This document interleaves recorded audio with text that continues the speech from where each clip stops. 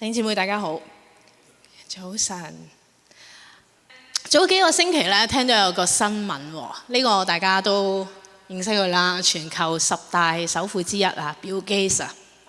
佢咧有一個嘅基金，喺大概10年前咧，佢自己設立咗一個基金，係幫助一啲貧困嘅人啦、婦孺啦。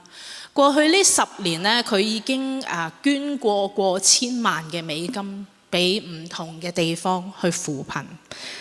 咁佢呢個基金咧，佢本來打算咧喺佢死咗之後 run 多20年就要結束㗎啦，即係佢 set 好咗 plan 好咗20年後佢死咗之後就要結束。咁咧早幾個星期咧，佢就 announce 話佢轉咗佢計劃喎。佢話咧要喺而家開始20年就要結束，即係話咩咧？因為佢感受到一個好迫切，好想而家就要即刻盡量去幫助嗰一啲貧困嘅婦孺。咁佢就話啦，而家開始嗰20年開始啦，即係話咧20年後，無論佢仲在唔在世，佢就已經會將佢99% 嘅資產捐晒出去。佢將會係一個普通過唔普通嘅平凡人，有可能係一個中產或者低收入嘅人。哇！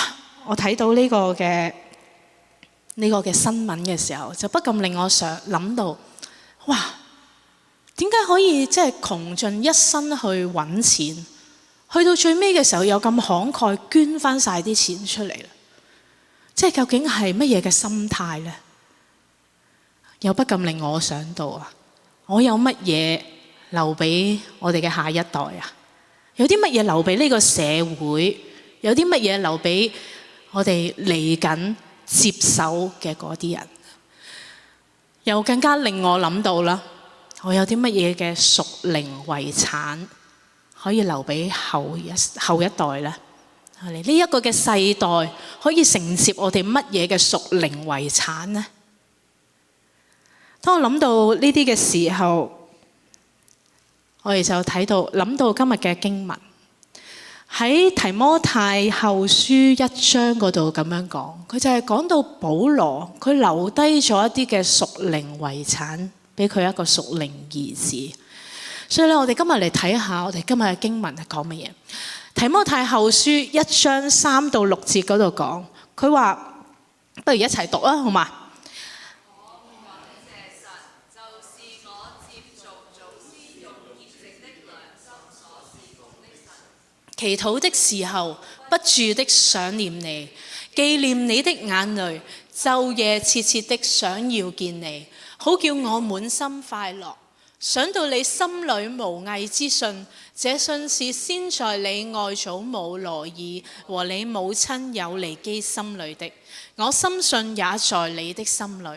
為此我提醒你，使你將神藉着我按手所給你的恩賜，再如火挑旺起來。保羅寫提摩太後書嘅時候呢，係咩時候啊？喺監獄嘅時候，即係佢喺監獄裏面寫呢封信。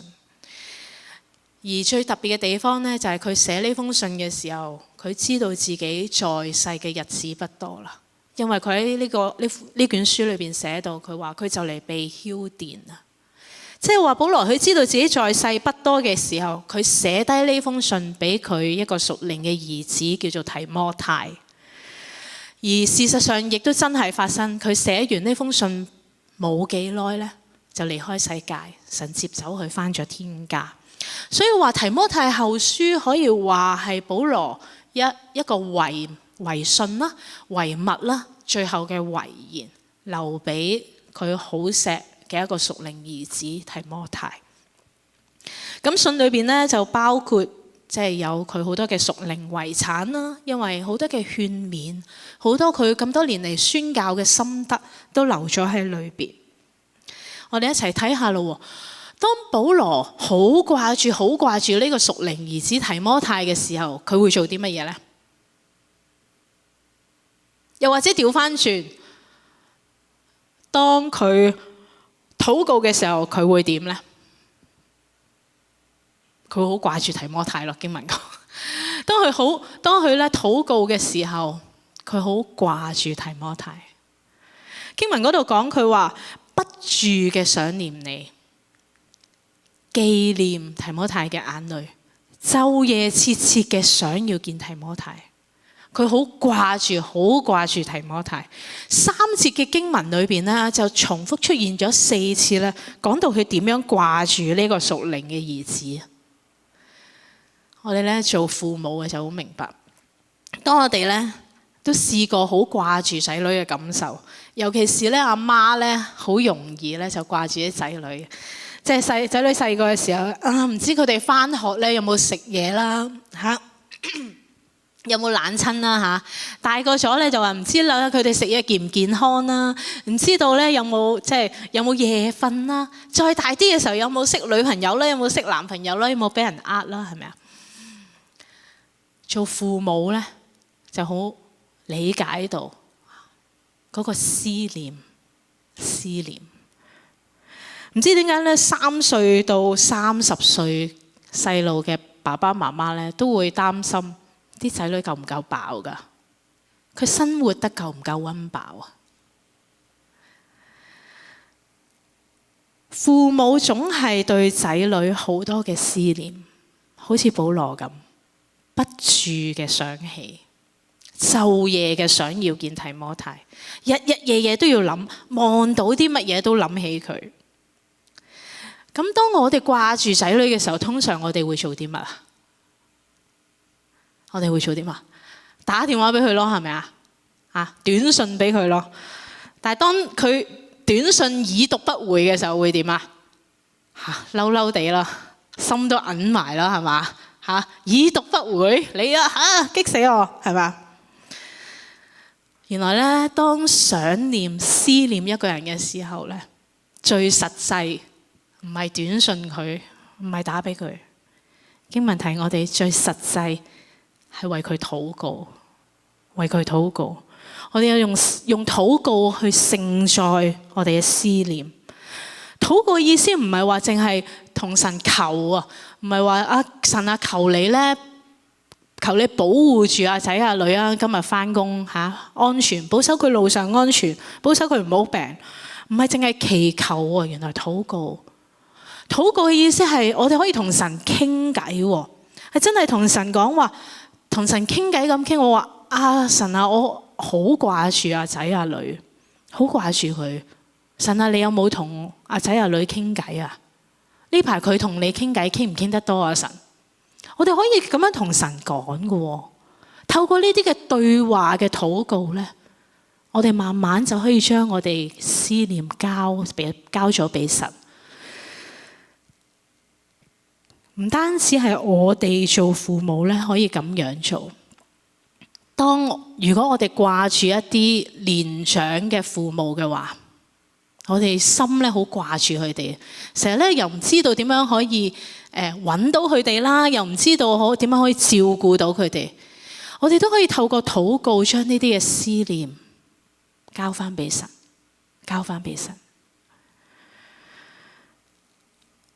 思念咧可以令人好大嘅無力感，係咪啊？同唔同意啊？可以令人咧覺得好 depressed 嘅。好抑鬱㗎，太掛住一個人嘅時候，當我哋太掛住一個人嘅時候，我哋會覺得自己乜都做唔到啊，好攰。有咩可以做？思念係令人疲累，喺2022年咧做咗一個報告，係話做咗一個統計，講到話訪問一啲咧有18歲以下小朋友嘅一啲家長，就問咧佢哋。你哋最掛心啊，最 concern 仔女嘅乜嘢咧？大家估下，統計最 concern 仔女嘅乜嘢咧？頭2位都係關乎一啲情緒嘅健康。頭2位都係關乎情緒嘅健康。第一咧就係原來父母好擔心咧仔女會有抑鬱症，會有焦慮症。點解咧？因為其實咧，當子女咧佢如果跌進咗一個抑鬱、一個焦慮嘅狀態咧，其實佢就好似扮埋咗自己喺間房，喺間黑房度匿埋咗自己。好多嘅父母咧就係唔知道點樣捉翻佢出嚟，掂下佢都驚傷到佢。父母覺得好無力，當仔女有情緒唔健康嘅時候，父母覺得好無力。第二樣係咩呢？統計話俾我哋知，第二樣原來父母好驚啲仔女被 bully， 好怕仔女被 bully。如果咧真係有遇過呢啲事情咧，可能父母都會經歷過。如果仔女咧喺學校裏邊被 bully 過咧，其實父母咧又要硬住心鼓勵佢，你返學啦，返學啦。其實個心不知幾痛啊，好驚啊！佢一路返咧，一路個心就驚佢。唉，你喺學校唔知有冇俾人蝦咧？唔知你喺返學會點咧嚇？其實個心咧成日會擔心啲仔女，思念。父母就係咁樣思念啲兒女。其實仔女都會思念爸爸媽媽嘅，不過當然即係父母有時會多啲啦。當我哋思念嘅時候，好容易會有好大嘅無力感，好大嘅無力感，因為我哋做唔到啲乜。所以經文就教我哋，佢話我要將呢啲嘅思念放喺禱告裏邊，你放喺禱告裏邊。慢慢你就會發現咧，你消極變得積極。慢慢你就會發現咧，你原來冇咁擔憂啊！原來你冇咁擔心佢。保羅咧喺監獄裏邊寫呢封信係咪啊？佢好掛住提摩太。啱啱嗰幾節經文講到，佢好掛住提摩太。更重要嘅係佢知道佢冇機會再見提摩太嘅，佢冇機會再見到呢個屬靈嘅兒子。佢就係靠住禱告，將佢心入邊所諗嘅、所思念、所記掛嘅，都交翻俾神。弟兄姊妹，我哋都要試下咁樣做。如果我哋好掛住某一個人，好想念某一個人，我哋冇能力去照顧佢，知道冇能力再去同佢一齊嘅話，我哋必須要透過禱告，將思念交翻俾神。我哋就會發現咧，當我哋越禱告嘅時候，我哋就越有力啦。我哋由消極變得積極。呢個就係神教我哋話點樣透過禱告改變我哋嘅心思意念，透過禱告去活化翻我哋嘅生命。第二咧就係我哋要做啲乜咧？點樣可以將我哋嘅信仰傳落去咧？第二樣嘢要做嘅係我哋用信心傳落去後代。1章5節嗰度話，想到你心裏無偽之信，這信是先在你外祖母羅爾和你母親友尼基心裏的，我深信也在你心裏。提摩太嘅信仰係因為佢有一個好有信心嘅外祖母，同埋一個好有信心嘅母親，即係一個阿婆，一個阿媽，好有信心。保羅讚提摩太嘅信心係無偽之信。乜嘢係無偽之信呢？即係唔虛偽嘅咯。點解唔虛偽法呢？信心係信心啦。點解保羅要強調話無偽之信呢？如果我哋屋企裏邊咧有第二代或者第三代基督徒咧，可能就會明白咩叫虛偽之信啦。有時候我哋即係睇一啲嘅見證啦，都會分享到通常咧信二代、信三代嗰啲小朋友咧，細個可能佢都係好唔想祈禱啊，好唔想返教會，但係又要返。有啲咧可能係佢明明唔想做嘅嘢，但係佢又要扮順服喎，唔可以出聲，唔敢出聲，好多逼不得已嘅信。但係保羅讚賞提摩太，佢話提摩太呢個唔係虛假嘅信，提摩太係真信、無偽嘅信。點樣無偽嘅信呢？就係話原來信心嘅意思係對神嘅信心，對神嘅信心冇虛假嘅，即係唔需要扮嘅，係真嘅，真愛神。你話提摩太嘅婆婆同埋媽媽係咪信咗主好耐呢？大家估下，係咪佢哋因為信咗主好耐，所以影響到提摩太咁有信心呢？唔係，佢媽媽同婆婆應該唔係信咗主好耐。點解會知啊？點解知啊？因為基督教當時都唔係好耐啫嘛，佢可以信得幾耐啫？同埋經文嗰度講咩啊？經文嗰度講到話佢婆婆同埋媽媽其實都係猶太人嚟嘅，由細到大佢接受猶太教嘅傳統，一路去教佢舊約預言嘅彌賽亞將要出現。但係幾時出現呢？直到佢聽到傳福音啦，保羅同佢哋傳福音，佢就知道呢一個就係真正嘅彌賽亞，所以佢相信咗耶穌。喺《使徒行傳》16章1節嗰度講，保羅講過點樣形容佢婆婆同埋媽媽呢？佢話佢哋係信主嘅猶太婦人，提摩太就係佢嘅兒子。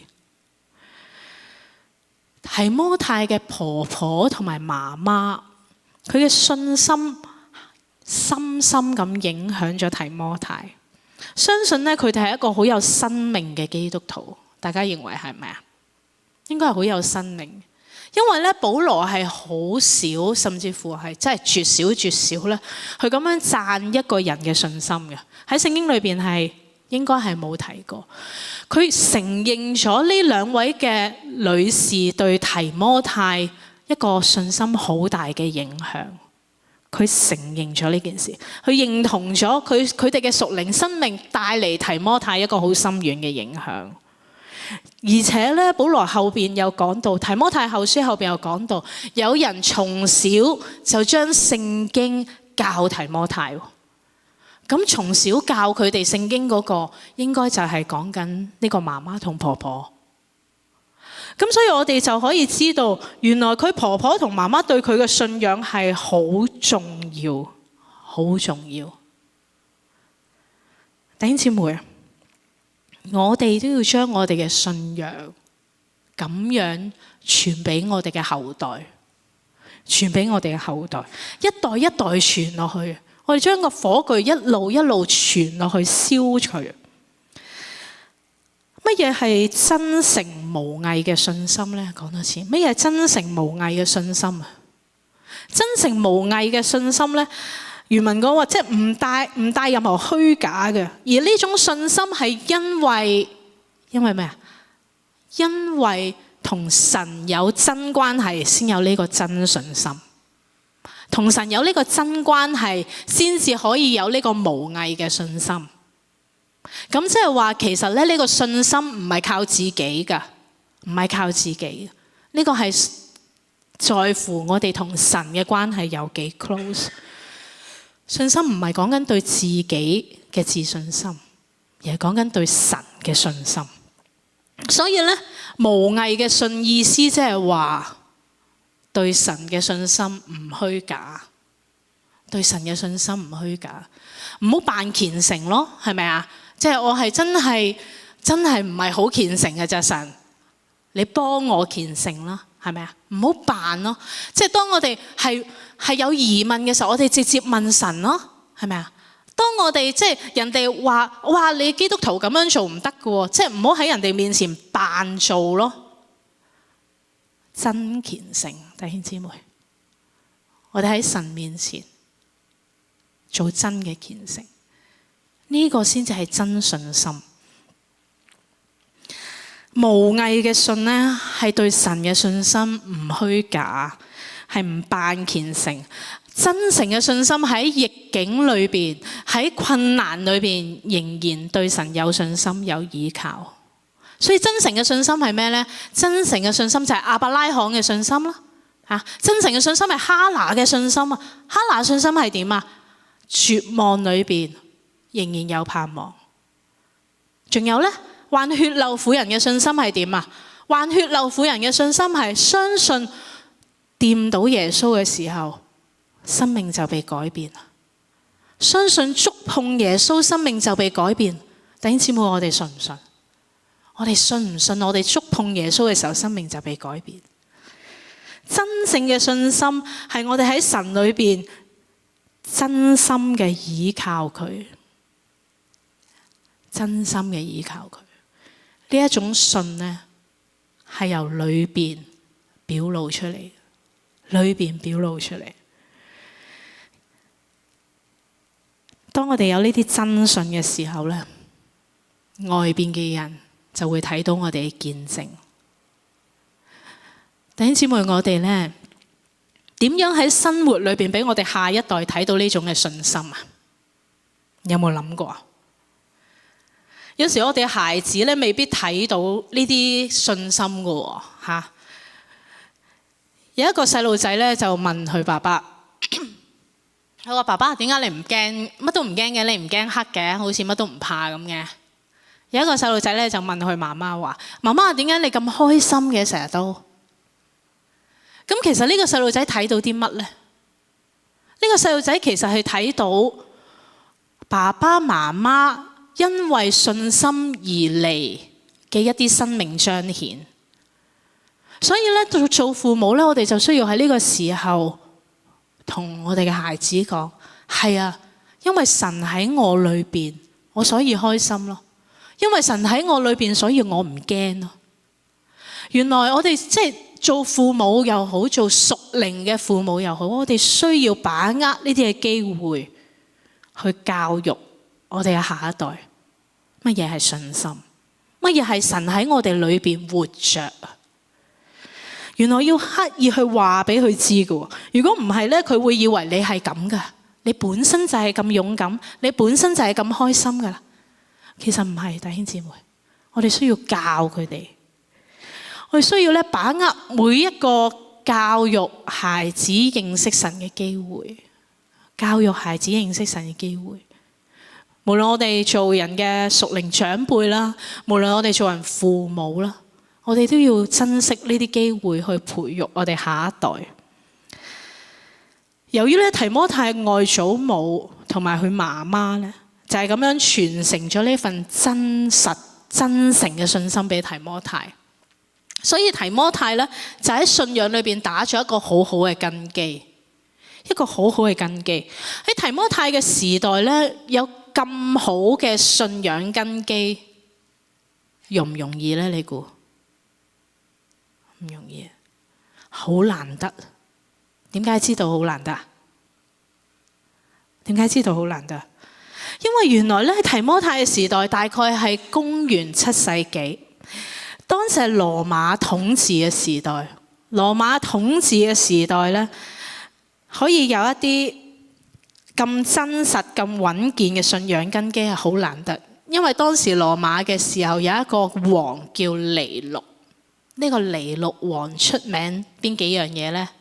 出名兇殘，出名瘋狂。第三，大家估下，出名憎基督徒，出名討厭基督徒，所以佢係花盡佢所有嘅力氣去逼迫基督徒。咁有一次呢，佢係諗到用啲咩方法去逼迫啲基督徒呢？有競技場啦，當時羅馬有一個，而家都係嘅，不過遺跡。競技場可以容納2萬幾人。呢個競技場裏邊咧，佢攞嚟做咩呢？佢捉一啲獅子、老虎同埋基督徒，就係一個大圓圈嘅裏邊，要放啲獅子去咬啲基督徒。咁跟住就好多觀眾喺上邊望住，睇下佢幾時被咬死。佢就係咁樣當一場戲咁樣睇。仲有咧，佢仲諗到啲咩花樣呢？釘十字架已經唔係太嚴重啊 ，compare 佢嗰啲。佢仲有咩咧？佢諗將基督徒咧做人肉火把。點樣人肉火把？就係佢要基督徒咧搽上一層，即係好容易燒着易燃嘅嘢啦。然後喺佢自己呢個尼祿嘅花園嗰度燒啲基督徒，當佢火把咁用。呢個尼祿係用盡千方百計去逼迫、去戲弄基督徒。咁有一日咧，呢個尼祿咧喺佢嘅皇宮嗰度就望住呢個羅馬城，佢話咁殘呢個羅馬城，真係好想去整靚啲重建。咁佢就諗到個方法，就係話將成個羅馬城不如燒咗佢啦，燒咗佢就唔使拆，直接可以重建。於是佢真係瘋癲到一把火燒咗呢個羅馬城。於是一半嘅羅馬城都被燒毀咗。咁當然啦，啲人就衝去群情洶湧去揾呢個皇帝啦，尼祿王。尼祿王就同佢哋講：唔關我事，基督徒做，唔係我做，基督徒做，將所有嘢推晒落基督徒度。所以呢個時候，所有平民啦、高官啦、皇帝啦，都好憎基督徒，要逼迫基督徒。想象一下一個咁樣嘅世代，可以有真實無偽嘅信，係咪一件容易嘅事啊？當基督教正係受到最兇殘、最大逼迫嘅時期，提摩太嘅婆婆同埋媽媽就係咁樣成全咗真實無偽嘅信俾佢，係咪容易呢？好難得嘅事啊！好難得嘅事。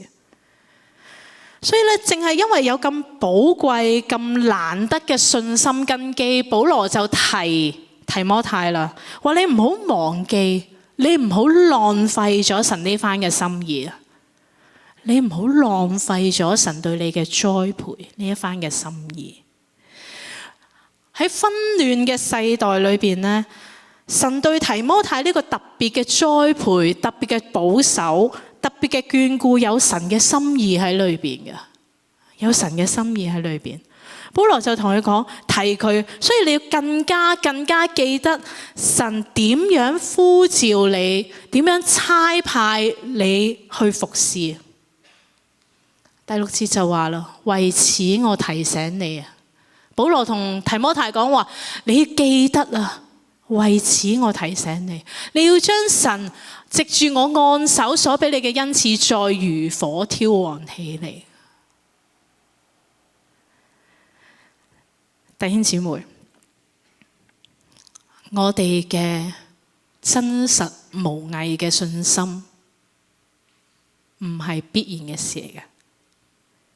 我哋能夠有真實無偽嘅信心，係神特別嘅栽培、特別嘅恩典俾我哋。弟兄姊妹，你相唔相信我哋都係處於一個非常殘暴嘅世代裏邊啊？我哋呢個世代都係好瘋狂、好殘暴噶。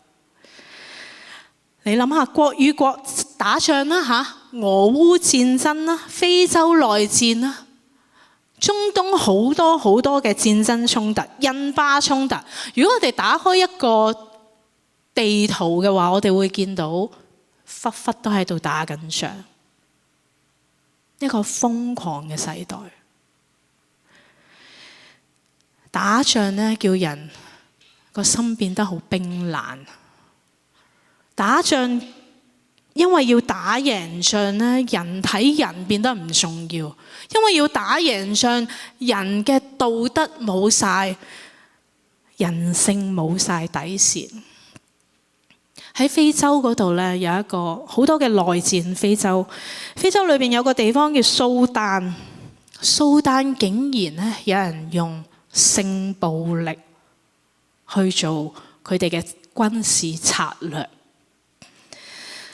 非洲蘇丹呢個國家呢，爆發咗嚴重嘅內戰好一段時間。有一個由平民自己組織嘅隊伍叫做 RSF。RSF 咧喺24年嘅時候就襲擊蘇丹首都裏邊一個嘅村莊。呢個村莊裏邊就俾佢殺咗100幾人，平民嚟嘅。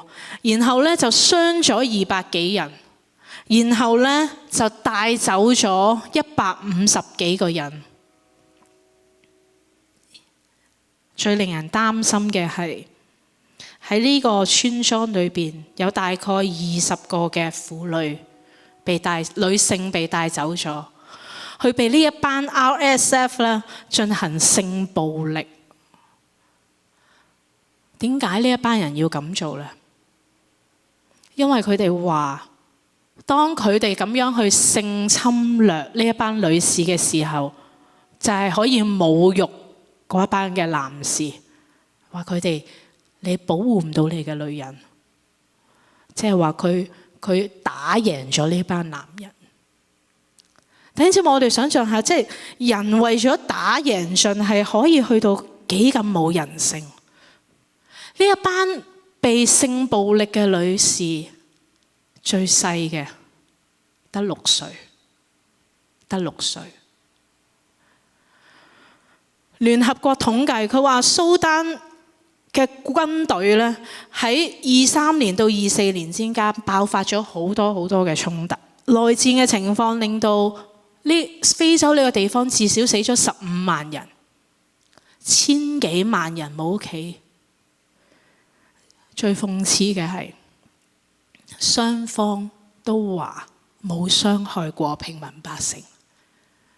佢話佢冇傷害過平民百姓。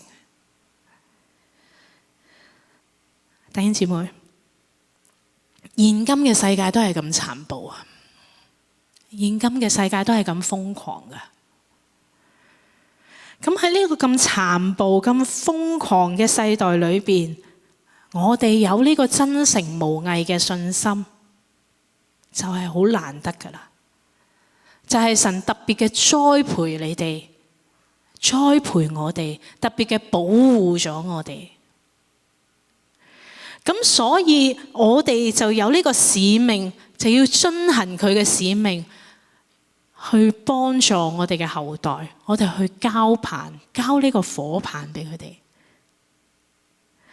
神喺亂世裏邊對我哋特別嘅恩惠，特別嘅保守，特別嘅栽培，因為佢希望我哋遵行佢嘅使命。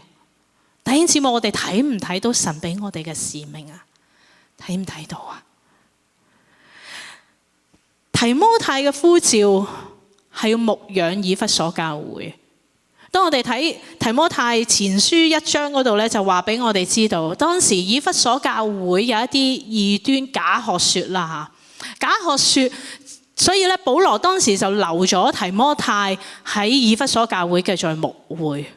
咁相信提摩太就一路留咗喺以弗所嗰度牧會。以弗所教會有好多嘅挑戰，好多嘅問題。其實每個教會每個時代都有問題，係咪啊？大家同唔同意啊？每個教會每個時代都有問題，各處都係逼迫，各處都係挑戰。但係我哋作為神嘅兒女，我哋就要學喺呢啲逼迫、喺呢啲瘋狂混亂嘅世代裏邊，我哋點樣仍然持守住神俾我哋嘅呼召？我哋點樣仍然持守住神俾我哋嘅呼召？喺呢啲逼迫艱難裏邊，我哋持守我哋呢個真誠難能可貴嘅信心，將呢個信心傳俾我哋下一代，就係咁樣去點燃我哋嘅火炬。保羅屬靈兒子提摩太咧，保羅教咗佢好多侍奉牧養，教咗佢點樣去持守佢嘅信仰。弟兄姊妹，我唔知道我哋有冇屬靈嘅孩子，可能我哋會覺得其實唔一定係我哋自己親生嘅孩子先係我哋屬靈孩子嘅嚇。可能我哋會覺得邊有屬靈孩子啊？點教啊？我自己都唔係好得嚇，我靈命都唔係好好。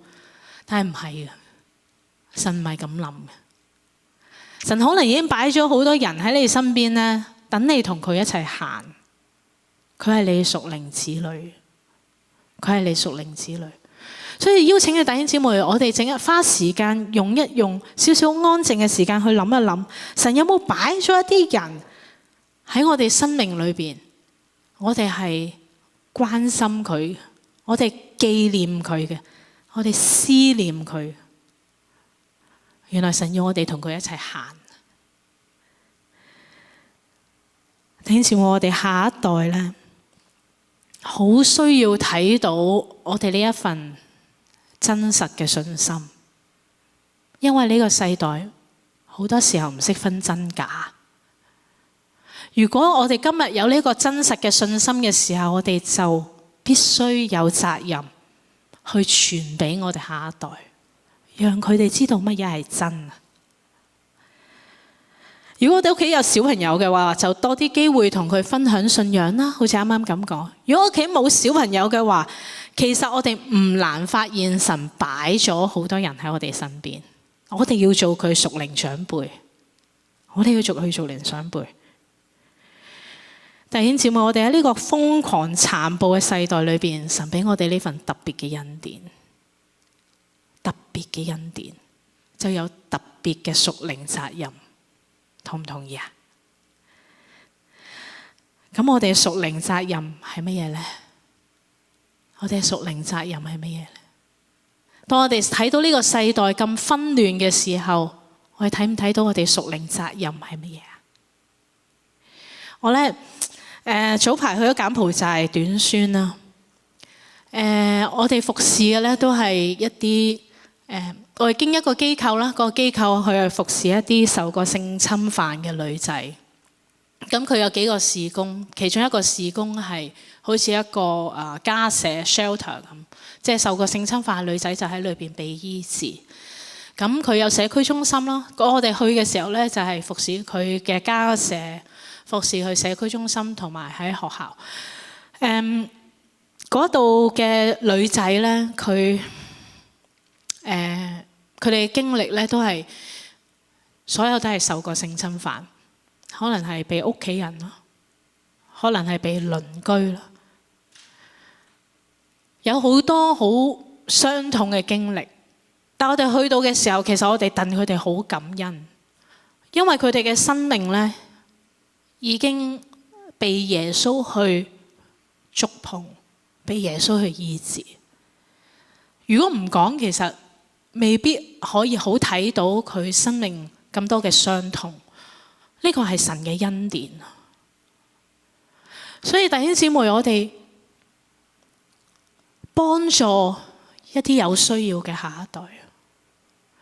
我哋就算唔係見到嗰個後代喺我哋面前，我哋其實今日我哋所做嘅嘢，我哋將我哋信心去活出嚟，去見證出嚟嘅時候，其實就係可以流傳，去影響呢個世代。所以我哋一齊學習，一齊去學習，我哋用我哋屬靈嘅呢個責任去服侍我哋下一代，去教導我哋下一代。唔單止係自己嘅仔女，唔單止係教會裏邊嘅小朋友。出邊仲有好多好多嘅小朋友，我哋需要服侍佢哋，我哋需要讓佢哋認識神，好嗎？弟兄姊妹，我哋將呢個信心嘅火棒繼續傳落去，我哋願意咧，我哋呢份真實無偽嘅信心唔會嘥咗。神特別嘅栽培，特別嘅保守係有佢意思。我哋一齊低頭祈禱。真係主，我哋多謝你，好多謝你咧，你嘅心意係美好嘅，好多謝你，你一直嘅栽培，你嘅眷顧，好多謝你喺紛亂嘅世代裏邊，你特別保守住我哋可以有真誠無偽嘅信。父啊，求你就用我哋呢一份嘅信心，讓我哋呢份信心傳俾我哋嘅後代，因為呢個世代有需要，我哋需要你嘅名被高舉。主啊，我哋一齊仰望你，我哋求你使用我哋每一個弟兄姊妹，我哋唔要淨係喺 Tracy 裏邊去服侍，我哋要更遠嘅，讓我哋嘅影響係幫助更多有需要嘅人。天父，多謝你，多謝你聽我哋禱告，我哋同心禱告，奉主耶穌基督嘅名求，Amen。